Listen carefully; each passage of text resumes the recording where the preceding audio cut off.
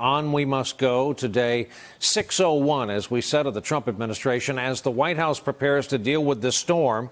After already awarding itself high marks for dealing with this storm, there are mounting questions, of course, about the president's performance. Bob Woodward's in-depth look at the Trump presidency so far describes incidents that have raised new concerns about the West Wing.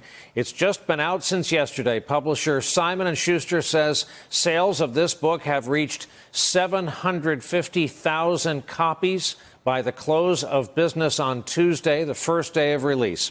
Earlier on this network, Bob Woodward described some of the concerns among the people around this president. People closest to him do not trust him. And the impulse-driven presidency is something the more people know, the more they realize we're at risk. What matters to people is the performance as president. And when you dig into this and excavate it, again, you find people are worried about the performance. A new report is suggesting Trump himself may be taking these concerns more seriously of late. This is according to Axios. They write, quote, a few months ago, he was scoffing at midterm consequences for him, but now Trump has heard the dire warnings from enough advisors that he's shifting into salvation mode, as they call it, sharpening his campaign rhetoric and privately contemplating life under subpoena and the threat and reality of impeachment. A new CNN poll out tonight indicates the public is watching Trump's response to the Russia investigation and to Robert Mueller. 50% approve of Mueller's handling of the Russia investigation. That is 20 points more than the approval behind Trump's handling of the same inquiry. For more, let's bring in our lead-off panel on a Wednesday night. Shannon Pettypiece, White House correspondent for Bloomberg, and Sam Stein, politics editor at the Daily Beast. Shannon, put it all into context. Here we are preparing for a storm. President handing out advance accolades, but we have it in context. Bad polling numbers, which we know gets to him. The op-ed piece in the New York Times, which we know still rankles. And the Woodward book, which is just starting to get a long ride.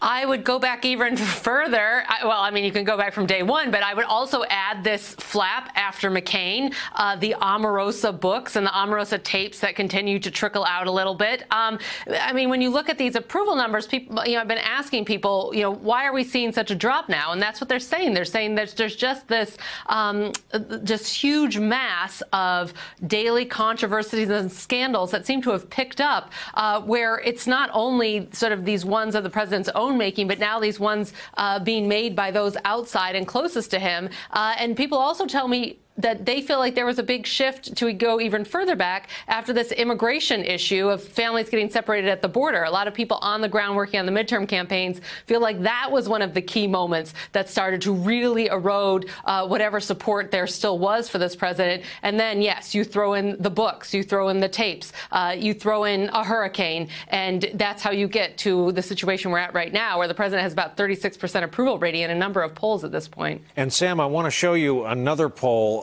This is, should Trump be impeached and removed from office? CNN poll, look at that first column, 47-48. So, Sam, within a margin of error, plus or minus 3.8, you're possibly into the territory of a majority of Americans there. That happened quickly. Yeah, quite quickly, in fact. And, it's foreboding for Trump, obviously. The numbers suggest that should Democrats take over one of the chamber, it's a real possibility. Although, of course, you need a vastly bigger majority in the Senate to make it happen. But it's also, I would say, a bit foreboding for Democrats, too. And the reason I say that is this. There is a real divide within the party ranks over how to handle this very issue. Tom Steyer, the billionaire environmentalist, has led a really robust and aggressive and actually quite successful organizing campaign about the need to impeach Trump. His email list is, second only to maybe Bernie Sanders at this point in the Democratic Party. And he is finding himself butting heads with the leadership ranks of Democrats, the Nancy Pelosi and Chuck Schumers, who would like nothing more than just not talk about this whatsoever, because they see it as a motivator for the Republican base. So when you see polls that say 40% of all Americans, not just Democrats, but all Americans, support the concept of impeachment, it suggests that down the road, months from now, Democrats are going to have to really tackle this issue in a way that I don't think they're prepared to do. And Shannon, have you noted the fact that the two main surrogates in media this week have been both Trump boys? We noted on the broadcast last night a phrase you don't hear outside of the Fokker family, and that is the circle of trust.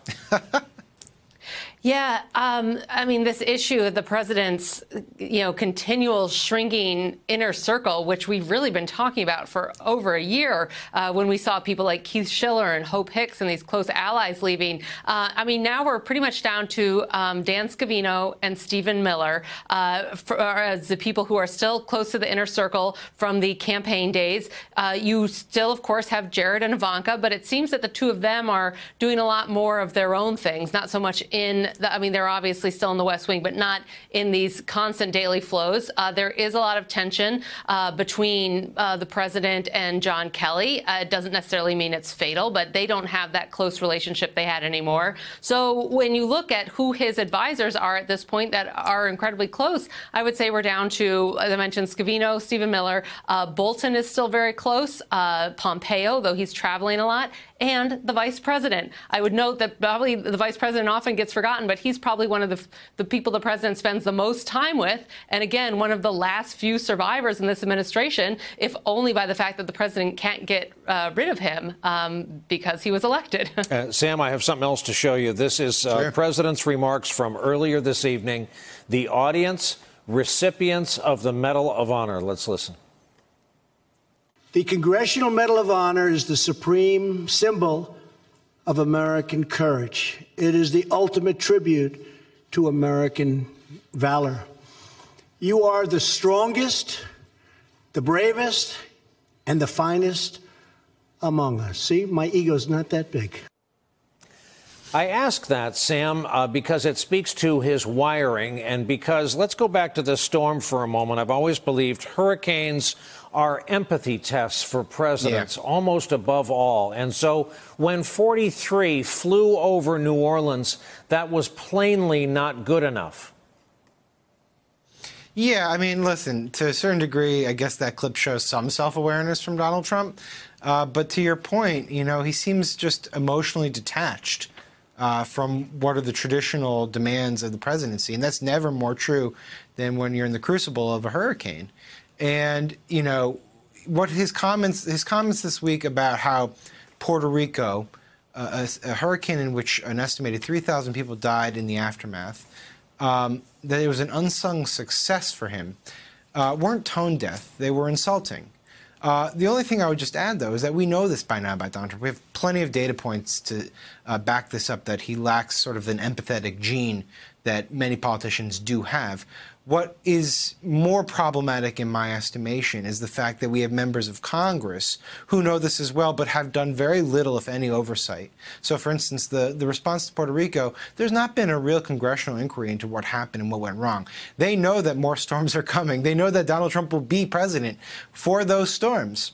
But they have yet to actually try to find out real concrete answers about what the administration did wrong so that we can be better prepared for the next one. And so I think that's the real negative element of the story, not another reminder that Donald Trump lacks empathy. Indeed. And I heard you make that point yesterday, a death toll that now rivals that on 9/11, and not a single question has been asked in Congress. Hey there, I'm Chris Hayes from MSNBC. Thanks for watching MSNBC on YouTube. If you want to keep up to date with the videos we're putting out, you can click subscribe just below me or click over on this list to see lots of other great videos.